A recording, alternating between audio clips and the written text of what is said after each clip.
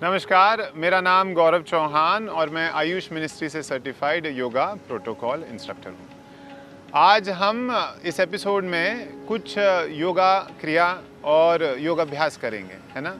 पिछले एपिसोड में हमने ये समझा था कि कैसे करें, किस समय करें और क्या ना करें और करने के बाद क्या करें, है ना। तो अगर आप नहीं देख पाए हैं तो पिछले वीडियो से देखकर फिर वापस इस वीडियो में ज्वाइन हो सकते हैं। आज योगा फॉर बिगिनर से शुरू करेंगे। आप मान लीजिए पहली बार योगाभ्यास करने वाले हैं और आपको समझ नहीं आ रहा है कि कैसे शुरू करें, या आपको कहीं कहीं आपने वीडियोस देखे हैं पर आप कुछ जोड़ नहीं पा रहे हैं, है ना। और अच्छा, उम्र का कोई तकाजा नहीं, ऐसा कुछ नहीं है। मेरे एक शिष्य हैं, वो करीब 92 ईयर्स के हैं और उन्होंने पहली बार योग का अभ्यास शुरू किया है ना। तो आप अपनी उम्र पे ना जाएं। जब आपका मन करे, जब आपको लग रहा है नाउ आई एम रेडी, तब आप योग का अभ्यास शुरू कर सकते हैं, है ना। चलिए योगा फॉर बिगिनर्स में शुरू करते हैं।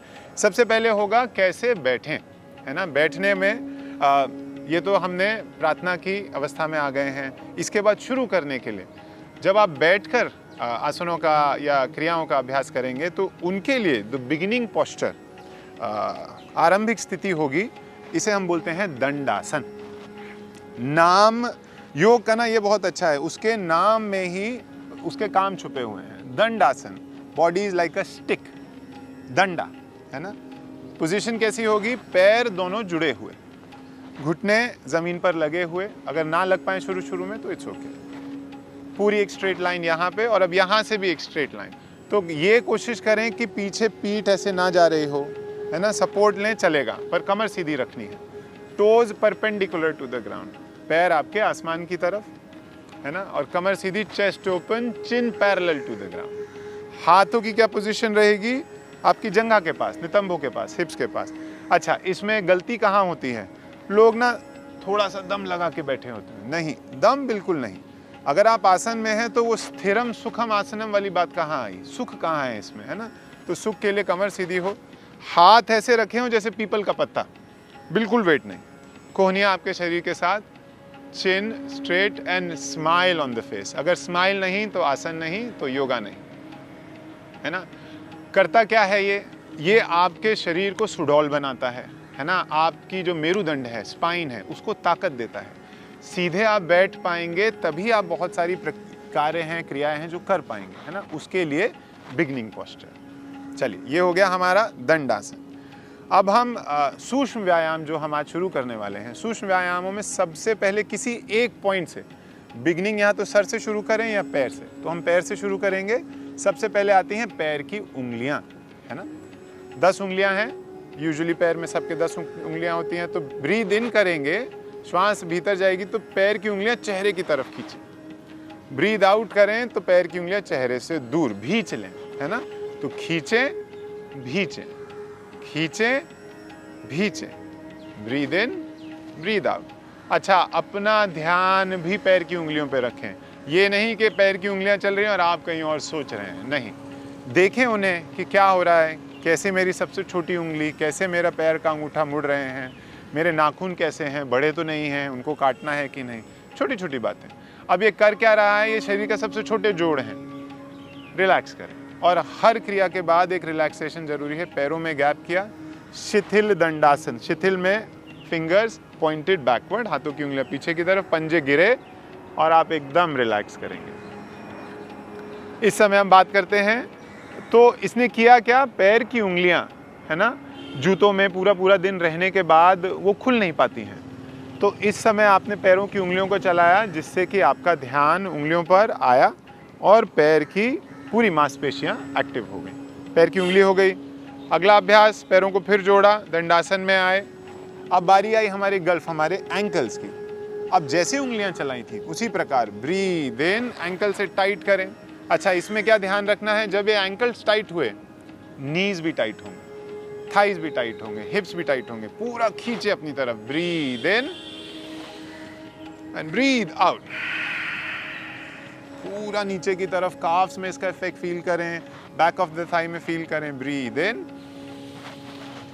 Breathe out, breathe in, breathe out. श्वास प्रश्वास, श्वास, प्रश्वास, श्वास और प्रश्वास के साथ 5 से 10 का राउंड इसका चलेगा।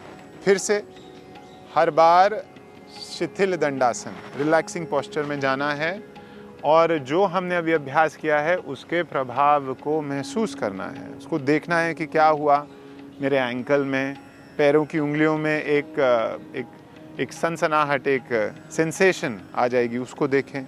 काफ मसल्स कैसा फील कर रही हैं, नीज में क्या बदलाव आया, थाइज, हिप्स, बैक, पूरे शरीर में एक छोटे से प्रक्रिया से, एक पूरी छोटी सी क्रिया से क्या प्रभाव पड़ा है ना।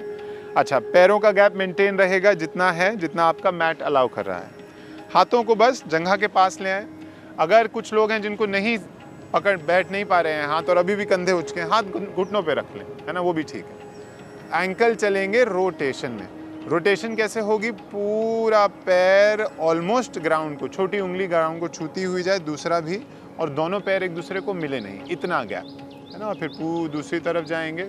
ब्रीद इन होगा चेहरे की तरफ पंजे, ब्रीद आउट होगा चेहरे से दूर। हर क्रिया में श्वासों का बहुत महत्व है। यही है जो इसको किसी दूसरी प्रकार की एक्सरसाइजों से अलग बनाती है ना। योग में मन और प्राण दोनों को मिलाते हैं। Breathe in, breathe out. अच्छा, इसमें दूसरा ध्यान, घुटने नहीं उठेंगे। आदत क्या होती है कि घुटने उचक जाते हैं, नहीं, घुटनों को रखें, हाथ साइड में रहें। अब एक तरफ घुमाया है तो इसका काउंटर भी करेंगे, घड़ी उल्टी भी चलेगी, है ना, तो चक्का दूसरी तरफ भी चलाएं।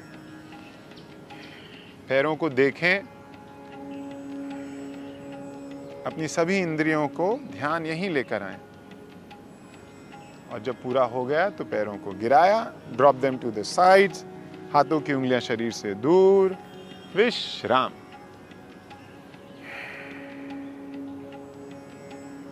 यहीं पर रिलैक्स करें थोड़ी देर, पैरों के चलने से जो प्रभाव पड़ा है उसे देखें।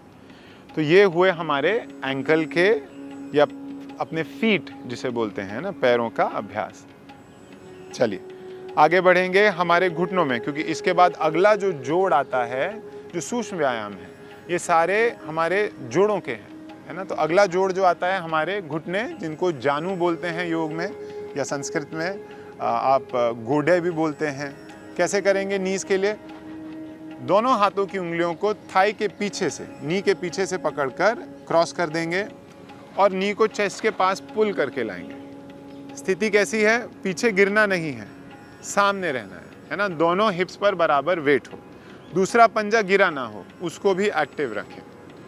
कमर सीधी, शोल्डर्स उचकेंगे नहीं, इसमें बहुत कॉमन है, शोल्डर्स उचक जाते हैं, उनको गिरा के रखो। नी इतना हो कि ठुड्डी लग जाए, ना भी लग पाए कोई बात नहीं, जितना आप। अच्छा, ये भी बहुत ज़रूरी है, अपनी क्षमता अनुसार ही करें, कभी क्षमता से ज़्यादा ना जाए, है ना। चलिए, चेस्ट के पास रखा, ब्रीद इन, किक करेंगे जैसे किसी फुटबॉल को करते हैं। ब्रीद इन, इन,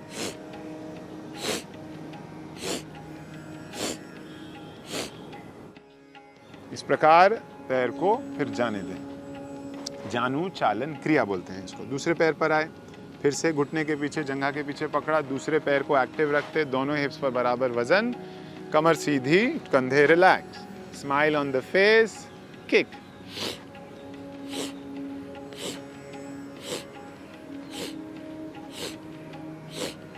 इस प्रकार जानु चालन क्रिया, जानु अपने घुटनों को चला ले। फिर से विश्राम होगा, हाथों की उंगलियां शरीर से दूर, पैरों में गैप। आंखें चाहें तो बंद कर लें और शरीर में जो अंदर जो बदलाव आ रहा है उसे देखें। घुटने का एक और करेंगे, है ना, जानु चक्र। पैर को, घुटनों को कैसे चलाना है, सीधे पैर को फिर से पकड़ा, जंघा के पीछे, चेस्ट के पास लाए और इसका अब चक्र ऐसे सोचो कि हवा में शून्य बनाना है। तो 0 बनाएंगे, 1 2 3 4 और 5, दूसरी तरफ 1 2 3 4 और 5। एक पैर को किया, जाने दो, दूसरे पैर को पकड़ के लाओ चेस्ट के पास, कमर सीधी, फिर से चक्र। अंदर से बाहर या बाहर से अंदर, जैसे शुरू करें। 3 4 और 5, दूसरी तरफ और 5, जाने दें पैर, है ना। ये हो गए हमारे एंकल्स, ये हो गए हमारे घुटने। अगला पड़ाव हमारे हिप जॉइंट, हिप और थाई जॉइंट, है ना। इसको नितंब भी बोलते हैं। हिप्स के लिए सबसे पहले राइट नी को मोड़ा, इसको हम हाफ बटरफ्लाई बोल सकते हैं, है ना, अर्ध तितली आसन। हील को हिप के पास लाए और अच्छा, हर अभ्यास को राइट से ही शुरू करें, है ना। घुटने को गिराया राइट साइड। अब लेफ्ट हैंड से बिग टो, पैर के अंगूठे को पकड़ा, राइट हैंड से नी को पकड़ा। ब्रीद इन होगा knee to the chest and breathe out down. थोड़ा सा साइड से दिखाता हूं ताकि आप अच्छी से देख पाए।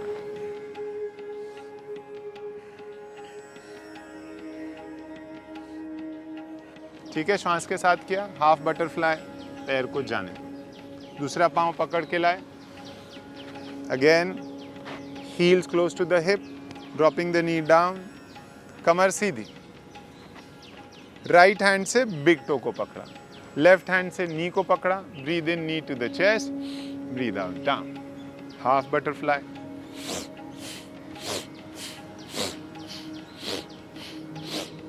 और साथ जाने दें इस पैर को, है ना। ये सभी क्रियाएं हैं, बहुत सिंपल हैं। इनको पवन मुक्त क्रियाएं भी बोला जाता है, पर सूक्ष्म व्यायाम हैं सारे। आपके शरीर को बहुत ही सरलता से, आसानी से आपको कंफर्टेबल पोजीशन में लाता है। अच्छा, तितली, ये जो हाफ बटरफ्लाई किया, इसका एक वर्जन और है। अपनी शारीरिक क्षमता के अनुसार करेंगे, ज़्यादा पुश नहीं करेंगे। अगर कर पाएँ तो राइट नी को मोड़ा, राइट एंकल को उठा के लेफ्ट हिप और थाई जॉइंट पर रखा, घुटना आगे की तरफ आ जाएगा, साइड में नहीं रहेगा, आगे की तरफ। घुटने को नीचे पुश किया। अब लेफ्ट हैंड से आपने बिग टो पकड़ा हुआ है, हील आपके जॉइंट पर आ गई। Right knee to the chest and breathe out down.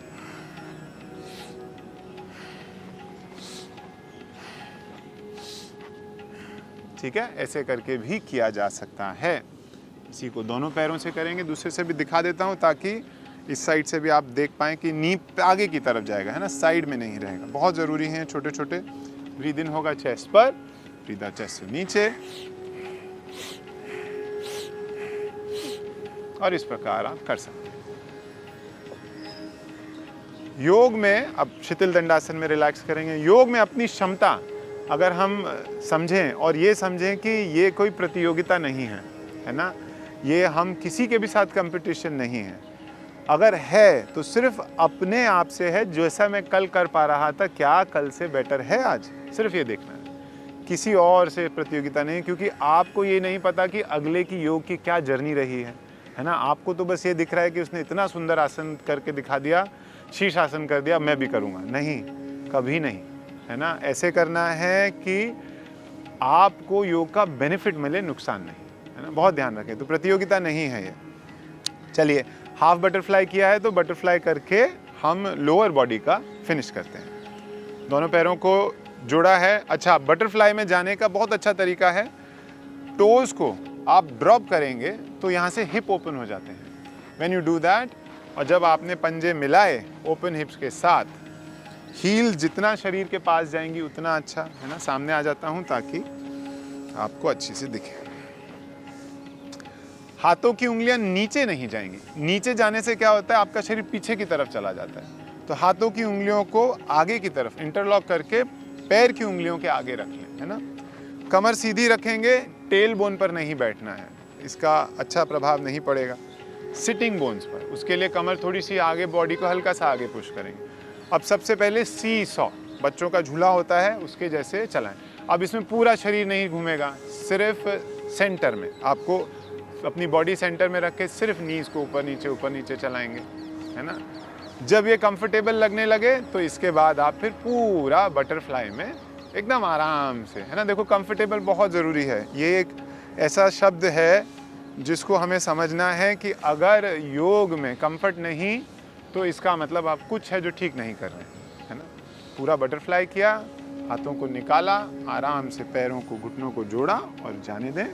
इस प्रकार हमारी लोअर बॉडी का बेसिक एकदम बिगनर लेवल यहाँ ख़त्म होता है। फिंगर्स को तीर शरीर से दूर किया, रिलैक्स, शिथिल दंडासन में विश्राम करें। चलिए, आज हमने कुछ लोअर बॉडी के अभ्यास किए, कुछ ऐसे सूक्ष्म व्यायाम किए जो हमारे शरीर को, लोअर बॉडी को स्फूर्ति देंगे, है ना।